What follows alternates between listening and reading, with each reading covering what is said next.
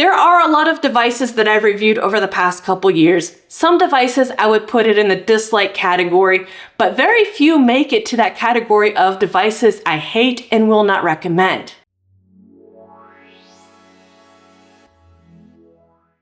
Unfortunately, the Lightphone 3 falls into that category.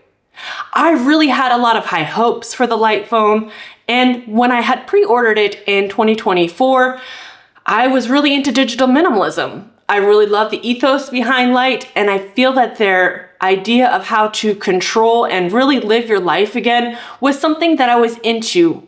But I was also hoping that I'd be able to access potentially the Android layer so that way I could add essential apps, at least for my daily use. Once I received my order in July of 2025, I was also shocked to find that the accessibility settings were non-existent, at least for the visually impaired. You can connect your hearing aids if you need to do that, but that's about it. I wanted to be able to access the Android layer to perhaps change the launcher, to be able to increase the font size, and to really make some changes, and also add communication apps that I absolutely need day to day. You can access the Android layer with the Lightphone 3, but you can't use it exclusively. I found this out the hard way. I really bashed my head into the wall trying to make changes to this device. I really had it customized. I was using a launcher called Before Launcher, which looks quite similar to the Light OS appeal. And I couldn't use the device because if my SIM card got locked, for example, by turning on or off the device, I would need to access Light OS in order to unlock the SIM and then switch back to the Android layer. And it was just becoming too chaotic and unusable. This is really frustrating because you could see on the Lightphone 3 that you had the possibility to change the battery. So I was thinking theoretically they want this device to last a long time, but then I also realized that it's quite locked down. It's not free. You don't have the option. Yes, it's light because you don't have to think about it, but then it's also heavy because you're stuck in a prison essentially, and you can't modify the device to your needs. For many of you who live outside of France, those of you who lived inside of France, especially during 2020, remember the days that we needed a specific app to get out of our house and live day to day. Now, we can't predict the future, but if something were like this to happen again, I can guarantee you that the French government, at least, would step in and probably have another application that we would need to use to live our day-to-day lives. That is something very real and something that we have to consider when we have devices that we can't modify.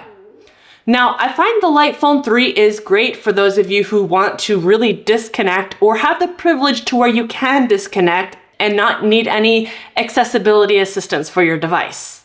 But for those of us who need to make modifications, whether to see our device better or to make it more usable for specific communication purposes, this device is essentially hell on earth to me. I don't know why, I just can't get behind it. I've tried to use it so many times. I've tried to be able to modify it. I've used it as just Light OS mode. I can't use it. I can't even use it as a music player because you have to go via their app in order to upload the music. It's just not usable for me, really inconvenient. I would like to have a micro SD slot to just slide in my music because as many of you know, I have my whole music library on a micro SD card. I'm constantly switching it between my devices and it just makes listening to my music that much easier. I own all of my music. I don't want to have to go through a company to upload my music and then download it again on my device. It doesn't make sense to me. Now, I am specifically calling out the Lightphone 3 as a device that I can't use, but there are other devices I would put in this category due to many reasons. Those devices who have a locked bootloader, for example, drives me insane. I want to be able to access, put in a custom ROM, and be able to use the device as I want to use it.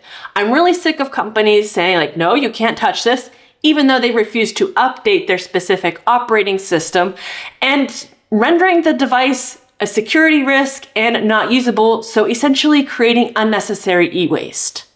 This also happens for carrier lock devices. I think it should be illegal to lock a device to a carrier after you own it or purchase it.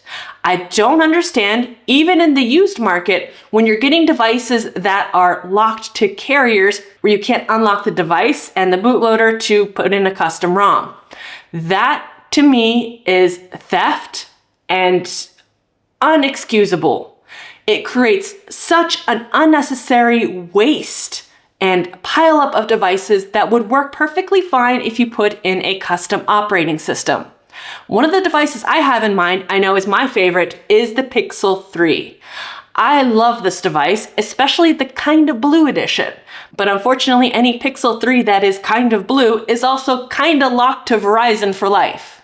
That is horrific, and if there was a class action lawsuit, I would definitely jump in on that because I bought this device in Europe secondhand. There is no Verizon here, so I can't unlock it, and I can't modify the device. I would really love to be able to put lineage on it or to see what it could do today and really keep it alive and keep using it. It is totally a usable device in 2025.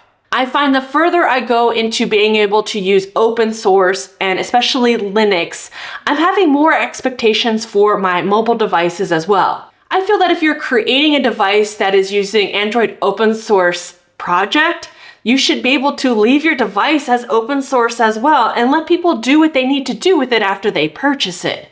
I understand you have intellectual property and I completely agree that that shouldn't be modified.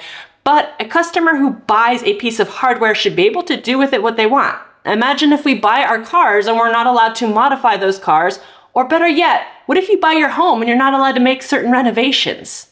Could you imagine, especially if you want to expand your kitchen or if you want to add an additional room to your home, and it's no, the manufacturer of this home said you have to use it as is and you can't make any of those changes. That to me is just organized crime at a point. It's organized crime. You buy something and they still tell you how you need to use it, or it'll just turn to trash.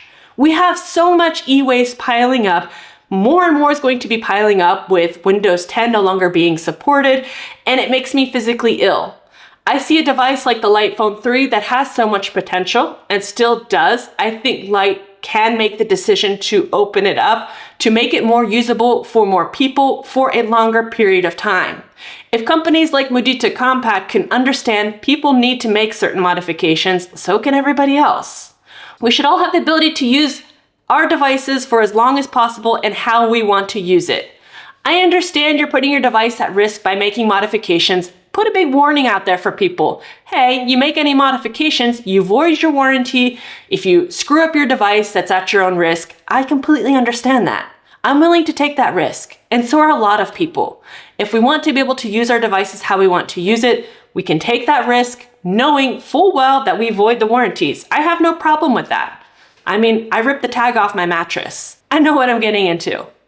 But that is to say, I will not be doing a deep dive review of the Light Phone 3 because I just can't use it.